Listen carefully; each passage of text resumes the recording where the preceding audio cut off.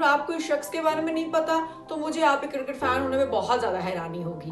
آپ اسے پسند کریں یا نہ کریں, لیکن یہ کرکٹ کا ایک ایسا نام رہ چکا ہے جس کو ہم چاہ کر بھی بھلا نہیں پائیں گے. یہ تھا ہی ایسا سا لو بالی سا, جو دل میں آیا وہی کیا, جو منہ میں آتا تھا وہی بول دیتا تھا. اس لیے تو بال ٹیمپرنگ سے لے کے ٹیم کی سیاست تک ہر جگہ پھنس چکا تھا. جتنا خوبصورت اس کا کریئر دکھتا تھا شاید اتنا تھا نہیں. کسی نے تو اس کو پاکستان کرکٹ ٹیم کا اگلا عمران خان بھی کہہ دیا تھا. لیکن کیا یہ واقعی عمران خان تھا بھی, یا کسی نے اس کو بننے ہی نہیں دیا؟ اس سب چیزوں کے بارے میں آج ہم اس ویڈیو میں بات کرنے والے ہیں. ایک سیکنڈ, آپ پہنچے نہیں تو میں آپ کو پہنچا دیتی ہوں. آج ہم بات کرنے والے ہیں دی ون اینڈ اونلی شاہد خان افریدی کی, اور ڈالیں گے آج نظر ان کے کریئر پر. تو السلام علیکم, میں رانیہ جاوید پچھوی پاکستان کی نئی ایپیسوڈ کے ساتھ میں آپ سب کو ویلکم کرتی ہوں. اور آج ہم بات کرنے والے ہیں سب سے زیادہ تیز سینچریوں کا اعزاز اپنے نام کرنے والے, اس کے بعد بالنگ میں بھی شاندار کارکردگی دکھانے والے اور اچھی خاصی شہرت اور عزت کمانے والے شاہد خان افریدی, جنہوں نے کافی سال تک پاکستان کا سب سے مشہور کھلاڑی ہونے کا اعزاز اپنے نام پہ کیا ہے. شاہد خان افریدی 1975 کو خیبر ایجنسی میں پیدا ہوئے تھے. میں آپ کو بتا دوں کہ پیدا تو یہ وہاں ہوئے تھے, لیکن کرکٹ کا جو آغاز انہوں نے کیا تو وہ کیا کراچی کی گلیوں سے ہی تھا. کیونکہ باقی سب شہر تو سو جاتے ہیں, لیکن کراچی رات کو بھی جاگتا ہے. رات کو نائٹ کرکٹ کھیل کر انہوں نے اپنے کرکٹ کا آغاز کیا تھا. وہیں سے کھیلتے کھیلتے یہ کلب کرکٹ تک پہنچ گئے. پھر میں آپ کو بتا دوں کہ کلب کرکٹ میں جب یہ پہنچے تو ان کی عمر کافی چھوٹی تھی. یہ ایک دفعہ 7ویں نمبر پر آئے اور سنچری بنا ڈالی. اس وقت کراچی سٹی کے ایسوسی ایشن ڈائریکٹر اس ٹائم پر وہاں موجود تھے. انہوں نے جب شاہد خان افریدی کو اتنے لمبے چھکے لگاتے ہوئے دیکھا تو انہوں نے میچ ختم ہونے کے بعد اس چھوٹے سے لڑکے کو اپنے پاس بلا لیا اور کہا کہ میاں تم اتنے لمبے چھکے کیسے لگا لیتے ہو, تم 14 سال کے ہو بھی کہ نہیں. ہر وقت اس کی عمر کا ہی شک رہتا تھا, کیونکہ یہ اپنی عمر سے بڑے کام کرتا تھا. کرکٹ میں اتنا مگن ہو گیا کہ یہ بھول ہی گیا کہ اس کو اور بھی کام کرتے ہیں. یعنی کہ 14, 15, 16 سال کے بندے جو کام کرتے ہیں یہ وہ کام نہیں کرتا تھا, یعنی کہ پڑھائی نہیں کرتا تھا, اور پڑھائی کا کبھی اس کو شوق بھی نہیں تھا. اور اسی بات پر ہی تو مار پڑتی تھی اپنے گھر والوں سے. گھر والوں نے کہہ دیا تھا کہ کرکٹ وکٹ تو کوئی نہیں کھیلنا, چپ چاپ شرافت سے پڑھائی کرنی ہے. لیکن یہ تو شاہد خان افریدی تھا, کیسے ہی کسی کی بات مان لیتا. اس نے تو کہہ دیا کہ بھائی پڑھائی تو مجھ سے نہیں ہوتی, میں نے کرنا ہے کھیلنا ہے تو کرکٹ ہی کھیلنا ہے. اور اس بات پہ جھوم مار پٹی کہ بڑے بھائی نے اس کو اپنے والد سے آ کے بچایا. اس نے کہا کہ بھائی مجھے پرائیویٹ اسکول سے ہٹا کے سرکاری اسکول میں ڈال دیں. اس کی یہ فرمائش پوری کر دی گئی, اور فرمائش اچھی ہی تھی. اس کو سرکاری اسکول کے اس ٹیم میں ٹاپ 11 میں جگہ مل گئی. اب شاہد خان افریدی کی زندگی بس کرکٹ ہی تھی, کیونکہ وہ صبح اسکول میں ہارڈ بال کے ساتھ, دن میں ٹیپ بال کے ساتھ, اور شام کو نائٹ کرکٹ کھیلتے تھے. یہی کھیلتے کھیلتے وہ وقت آ گیا جس نے پاکستان کرکٹ کی ہسٹری کو تبدیل کر دیا, یعنی کہ 1992 کا ورلڈ کپ. جس نے بھی وہ دیکھا ہے وہ آج بھی وہ سب سے خوبصورت لمحہ ہے ایک کرکٹ فین کے لیے, کیونکہ پاکستان نے وہ ورلڈ کپ جیتا تھا. میں آپ کو بتاؤں کہ شاہد خان افریدی کا کہنا ہے کہ جب میں نے وہ ورلڈ کپ دیکھا اور پاکستان کو جیتتے ہوئے پایا تو اس وقت جو میری کیفیت تھی وہ میں بتا نہیں سکتا. وہ اپنی کتاب گیم چینجر میں یہ لکھتے ہیں کہ میں نے خواب میں دیکھا کہ میں بھی اسی طریقے سے اسٹیڈیم میں موجود ہوں اور شائقین میرا نام چیخ رہے ہیں اور میں کھیل رہا ہوں, لمبے لمبے چھکے لگا رہا ہوں. اور کیا ہوا, پھر کیا ہوا, کہتے ہیں نا کچھ خواب پورے ہو جاتے ہیں اگر آپ کی نیت صاف ہو. تو شاہد خان افریدی کی تو نیت شروع سے ہی صاف تھی, ان کو تو صرف ایک ہی چیز آتی تھی اور وہی ان کو کرنی تھی. لیکن یہاں پہ ٹوسٹ بھی ہے. 1996 میں کراچی اسٹاک مارکیٹ کریش ہو گئی, جس کی وجہ سے شاہد خان افریدی کے والد کو نقصان ہو گیا اور اب یہ مالی طور پر بہت زیادہ بے بس ہو چکے تھے. اب شاہد خان افریدی نے اپنے گھر والوں کو اس حالت میں دیکھا تو ان کو سمجھ نہ آیا کہ وہ کیا کریں. انہوں نے کہا کہ میں کس طرح اپنے گھر والوں کی مدد کر سکتا ہوں, میں تو نہ زیادہ پڑھا لکھا ہوں, مجھے کس نے نوکری دینی ہے, میرے پاس صرف ایک ہنر ہے, وہ ہے کرکٹ کھیلنے کا. کیا اس سے میں کبھی پیسے کما بھی سکتا ہوں؟ یہ دعا انہوں نے کی اور دعا ان کی قبول بھی ہوئی. اس دن مجھے معلوم ہوا کہ دعا کی طاقت سب سے بڑی طاقت ہے. وہ انڈر 19 کی ٹیم کے لیے سلیکٹ ہو گئے اور یہ ٹیم کھیل رہی تھی اگینسٹ ویسٹ انڈیز, اور جو کھیل انہوں نے کھیلا وہ کھیل دیکھنے والا تھا. ایک چھوٹا سا 18 سال کا لڑکا تو یہ کھیل نہیں کھیل پاتا، لیکن شاہد خان افریدی نے کر کے دکھایا۔ پھر میں آپ کو بتا دوں کہ وہاں سے وہ پھر پاکستان ٹیم میں بھی سلیکٹ ہو گئے۔ اس ٹائم پہ 4 ٹیم ٹورنامنٹ ہو رہا تھا کینیا میں، اور پاکستان ٹیم شاہد خان افریدی کو لے تو گئی تھی، لیکن ان کو انہوں نے بیک اپ کھلاڑی رکھا ہوا تھا۔ لیکن یہ وہاں پہ بیک اپ پلیئر بننے تھوڑی نہ گیا تھا، کچھ کرنے گیا تھا، کیونکہ اب اس کے پاس یہی چاہنا تھا۔ اس کے گھر کے مالی حالات اب بالکل خراب ہو چکے تھے اور اس نے کچھ کر کے دکھانا تھا۔ میں آپ کو بتاؤں کہ اس وقت مشتاق احمد زخمی ہو گئے، جس کے بعد پاکستانی ٹیم کو ضرورت پڑی ایک لیگ اسپنر کی۔ تو کس نے میدان میں آ کے بچایا؟ آف کورس شاہد خان افریدی نے۔ لیکن یہ ٹیم کوئی چھوٹی موٹی ٹیم نہیں تھی، یہ ٹیم تھی سٹار ٹیم، یعنی کہ 2 W's کی ٹیم۔ اس میں وسیم اکرم اور وقار یونس موجود تھے۔ اور سب سے پہلے جو شخص شاہد خان افریدی سے امپریس ہوا وہ تھا سوئنگ کا سلطان وسیم اکرم۔ وسیم اکرم کا کہنا ہے کہ جب ہم نے اس کو نیٹ میں پریکٹس کرتے دیکھا تو ہم سب تو پریشانی ہو گئی کہ یہ لڑکا ہے کون، کہاں سے آیا ہے۔ وہ اتنی خوبصورتی سے کھیل رہا تھا، نہ ڈر ہو کے کھیل رہا تھا کہ لگ ہی نہیں رہا تھا کہ اس کا پہلا میچ ہے۔ وہ تو شاہد خان افریدی تھا نا، اس کو تو ڈر کا پتہ ہی نہیں تھا۔ اس کو ڈر لگتا بھی تھا تو وہ ایسے ہی پریٹینڈ کرتا تھا جیسے سب کچھ بالکل ٹھیک ہے۔ شاید یہی اس کی وجہ تھی کہ اس کو اتنی شہرت ملی، نہ صرف پاکستان میں بلکہ پوری دنیا میں۔ میں آپ کو بتاؤں کہ پہلا میچ تھا پاکستان کا زمبابوے کے ساتھ، جس میں اس کی باری نہیں آئی۔ دوسرا میچ تھا سری لنکا کے ساتھ۔ سری لنکا کی ٹیم اب کی ٹیم نہیں ہے جو 96 پر انڈیا کے ہاتھوں آل آؤٹ ہو جاتی ہے، یہ وہ ٹیم ہے جس سے انڈیا بھی کامتی تھی، یعنی کہ پوری دنیا کی سب سے بہترین ٹیم اس وقت سری لنکا تھی۔ لیکن اس کے بالرز بھی شاہد خان افریدی کے سامنے بے بس دکھائی دیے۔ اس نے اننگز اتنی شاندار کھیلی کہ دیکھنے والے دیکھتے ہی رہ گئے۔ اور آپ کو بتاؤں کہ اس نے یہ شاندار اننگز کھیلتے ہوئے ایک ریکارڈ بھی اپنے نام کر لیا۔ اس کو تو پتہ ہی نہیں تھا کہ اس نے کیا کر ڈالا ہے۔ جب یہ ڈریسنگ روم میں اننگز ختم کر کے گیا تو رمیز راجہ نے اس کو کہا کہ تم نے تو ریکارڈ بنا دیا ہے، سب سے زیادہ تیز ترین سینچری بنانے کا اعزاز اپنے نام کر لیا ہے۔ بدقسمتی سے اس وقت یہ میچ لائیو پاکستان میں نہیں دیکھا گیا تھا، لیکن اگلے دن اخباروں میں صرف ایک ہی تصویر تھی اور ایک ہی نام تھا، وہ تھا شاہد خان افریدی کا۔ سب کے منہ میں ایک ہی بات تھی کہ آخر یہ لڑکا ہے کون۔ 4 اکتوبر 1996 کو جب پاکستان کی ٹیم واپس پاکستان آئی تو شاہد خان افریدی کا جو استقبال ہوا وہ دیکھنے والا تھا۔ اس شخص کو تو پتہ ہی نہیں تھا کہ اب اس کی جرنی باقاعدہ طور پر سٹارٹ ہو چکی ہے۔ سب اچھا چل رہا تھا، لیکن کہتے ہیں نا کہ جب سب کچھ اچھا چل رہا ہو تو کچھ اچھا نہیں چل رہا ہوتا۔ وہی ہوا شاہد خان افریدی کے ساتھ بھی۔ کوچ جاوید میاں-داد کو شاہد خان افریدی ایک آنکھ نہیں بھاتے تھے۔ خیر اس کی وجہ تو مجھے بھی نہیں مل پائی، لیکن وہ چاہتے تھے کہ شاہد خان افریدی 1999 کے ورلڈ کپ کی اسکواڈ سے باہر ہو جائے، اور انہوں نے ہر کوشش کی، پوری کوشش کی کہ شاہد خان افریدی کو جو ہے وہ ہم ورلڈ کپ میں اسکواڈ میں نہ ڈالیں۔ اس وقت شاہد خان افریدی کو بچانے جو میدان میں اترے وہ تھے وسیم اکرم۔ وسیم اکرم نے کہا کہ یہ لڑکا اسکواڈ میں ضرور جائے گا اور انڈیا کے خلاف تو یہ ضرور کھیلے گا، جس پہ جاوید میاں-داد نے کہا کہ یہ ہرگز نہیں ہو سکتا۔ سلیکٹر کمیٹی نے بھی کہا کہ یہ نہیں ہوگا، تو وسیم اکرم نے کہا کہ اگر آپ یہ نہیں کریں گے تو میں رضائی دے دوں گا، اور یہ دھمکی ان کی کام آ گئی۔ وسیم اکرم کے ساتھ شاہد خان افریدی بھی اسکواڈ میں شامل ہو گئے۔ یہ کوئی چھوٹی موٹی ٹیم نہیں تھی بلکہ تھی سٹار پلیئرز کی ٹیم، کیونکہ اس میں تھے وسیم اکرم، اظہر، معین، شعیب اختر، رزاق، شاہد خان افریدی۔ لیکن اس کے باوجود بھی 1999 کے ورلڈ کپ میں پاکستان کچھ خاص نہ کر پایا۔ فائنل تک تو پہنچا لیکن فائنل ہار کے وطن واپس آ گیا۔ وطن واپس آنے کے بعد جو پنڈورا باکس کھلا وہ بہت ساروں کی عزت لے ڈوبا۔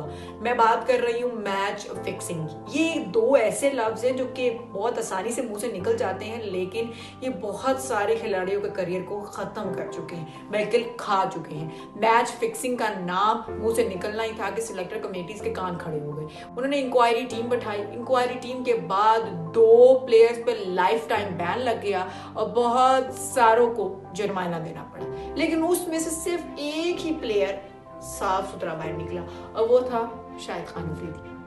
شاید آپ کو میری اس بات سے کچھ حیرانی نہ ہو یا کچھ فیل نہ ہو، اور شاید آپ کو یہ لگے کہ یار یہ تو بہت چھوٹی سی بات ہے، لیکن یہ چھوٹی بات نہیں ہے۔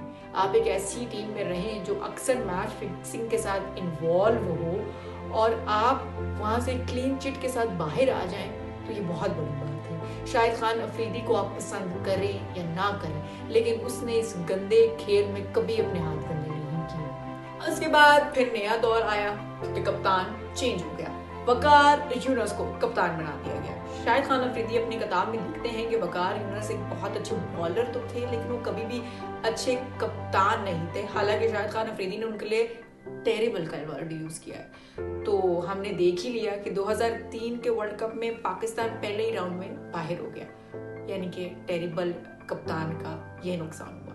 پھر اس کے بعد پاکستان نے کم بیک کرنے کی کوشش تو کی لیکن کر نہیں پایا۔ انڈیا پاکستان آیا ٹور پر، لیکن پاکستان وہاں بھی ہار گیا۔ اس کے بعد جاوید میانداد نے کہا کہ I had enough guys، انہوں نے کوچ کے اس عہدے سے مستعفی ہو گئے۔ اور پھر آیا پاکستان کے لیے ایک سنہری دور، کیونکہ پاکستان کی ٹیم کو مل گیا ایک بہت ہی اچھا کوچ، باب وولمر۔ اگر آپ باب وولمر کو نہیں جانتے ہیں تو میں آپ کو بتا دیتی ہوں، وہ پاکستان کی تاریخ میں آج تک سب سے اچھے کوچ مانے جاتے ہیں، کیونکہ وہ کھلاڑیوں کو نہ صرف ایک کوچ کی طرح بلکہ ایک مینٹور اور دوست کی طرح ٹریٹ کرتے تھے۔ سب کھلاڑی ان سے بہت خوش تھے، سب یہی کہتے تھے کہ باب وولمر جیسا اچھا شخص ہم نے آج تک کبھی دیکھا ہی نہیں ہے۔ وہ کھیل کی سیاست کو سمجھے، وہ کھلاڑیوں کی فیلنگ کو سمجھے، اور سب سے زیادہ وہ شاہد خان افریدی کو سمجھے۔ پھر اس کے بعد دوبارہ سے انڈیا اور پاکستان کا ٹور ہوا اور پاکستان اس ٹور میں جیت گیا۔ اس کا یہ مطلب ہے کہ کوچ اچھا کام کر رہا ہے۔ پھر شاہد افریدی کو ملا ایک نک نیم، اور اس نام سے ہم سب آج بھی افریدی کو پکارتے ہیں، لالا۔ آپ کو معلوم ہے کہ یہ نام شاہد کو کس نے دیا تھا؟ روی شاستری نے۔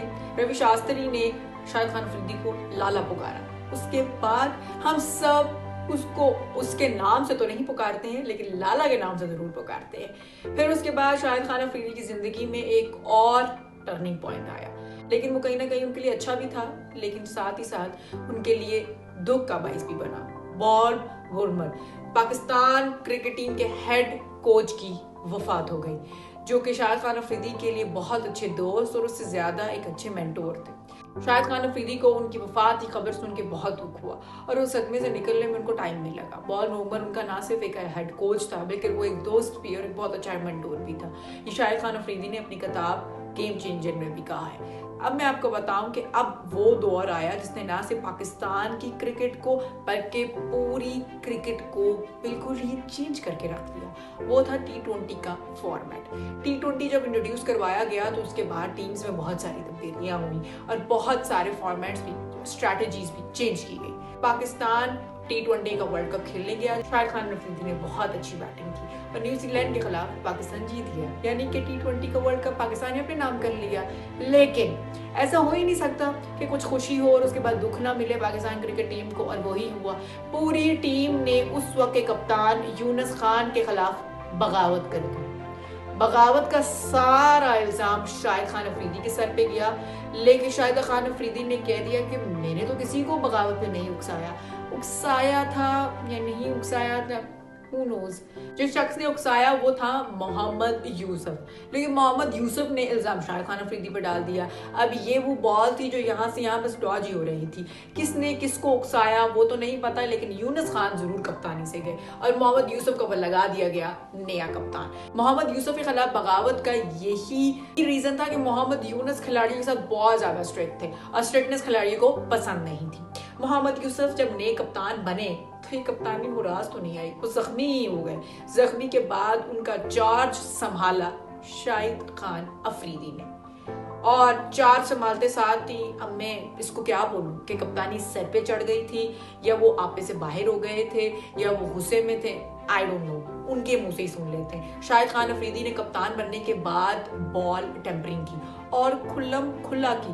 وہ کلپ تو آپ نے ضرور دیکھا ہوگا جس میں وہ میدان میں کھڑے ہو کے بال کو چبا رہے ہیں۔ اس کے بعد جتنا مذاق شاہد خان افریدی کا اڑایا گیا، شاید ہی کسی کھلاڑی کا اڑایا گیا ہوگا۔ شاہد خان افریدی اپنی کتاب میں لکھتے ہیں کہ مجھے وہ کرنا نہیں چاہیے تھا۔